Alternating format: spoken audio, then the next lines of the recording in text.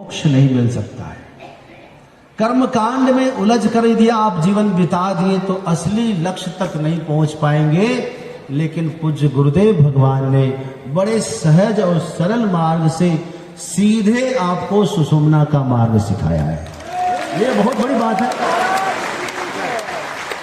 और आप तो गाते भी है, गंग यमुन सरस्वती संगम पर संध्या करुणित भाई हो।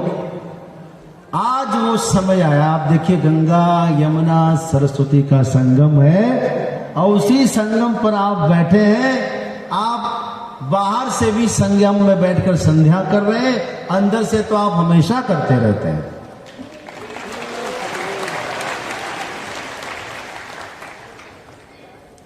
राम कथा जहाँ सुरसरी धारा, सरसई ब्रह्म विचार प्रचारा, विधि निषेध में कलिमल हरणी, कर्म कथा रविनंदिनी भरणी। यहाँ सत्संग में बैठकर भगवान की लीला की कथा भी आप सुन रहे हैं। क्या करना चाहिए, क्या नहीं करना चाहिए, ये विधि और निषेध, यही तो यमुना जी है। कलयुग के कलिमल हरणी, कलयुग के कलमश को नाश करने में समर्थ यमुना की धारा है।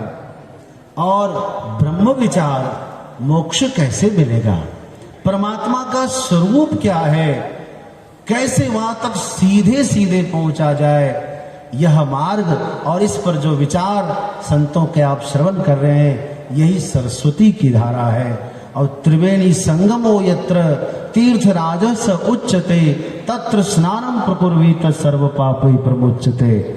इस त्रिवेणी संगम में आप स्नान कर रहे हैं, हर रोज डुबकी लगा रहे हैं।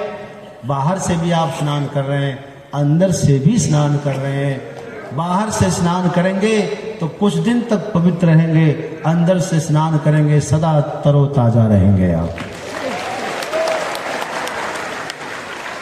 खूब आनंद के साथ रहिए। आप जो कष्ट उठा रहे हैं हम सबको पता है, और अखिल भारतीय संत मत महासभा के पदाधिकारियों को भी पता है कि आप कितना कष्ट उठा रहे हैं। आप इस कष्ट को कष्ट मत समझिए, ये आपकी तपस्या है, ये आपकी साधना है। पहले लोग 100 वर्ष तक, हजार वर्ष तक तपस्या करते थे। आज आपके पास उतना समय नहीं है और शरीर की क्षमता भी नहीं है, लेकिन आप सत्संग में आकर के जो तक कष्ट उठा रहे हैं।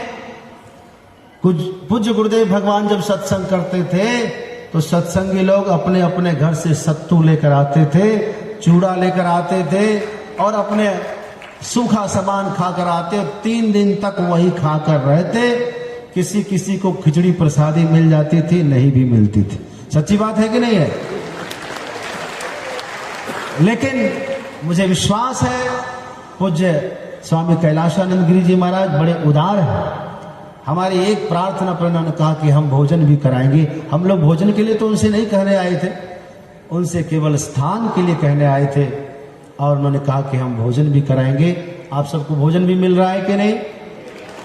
तो बड़े उदार संत हैं। ऐसे संत युगों युगों तक रहे, हम ऐसी कामना करते हैं। और पूज्य गुरु महाराज गुरुदेव भगवान, जिनके सानिध्य में आप सब, हम सब जो है दिव्य ज्ञान को प्राप्त किए हैं, उस अमर ज्ञान के लिए हम उनका आभार प्रकट करते हैं।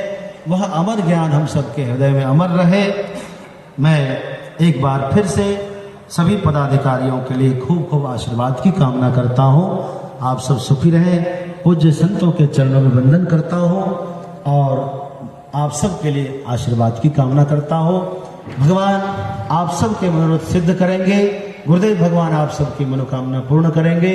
जहाँ जहाँ से भी आप आए हैं सकुशल अपने अपने घर को जाना, और प्रयाग से यहाँ के जो है रज को लेकर जाना, आपके कल्याण करेंगे। आप सबको बहुत बहुत शुभकामना। खूब खूब ओम नमः। सबको प्रणाम। जय गुरु। श्री सद्गुरु महाराज की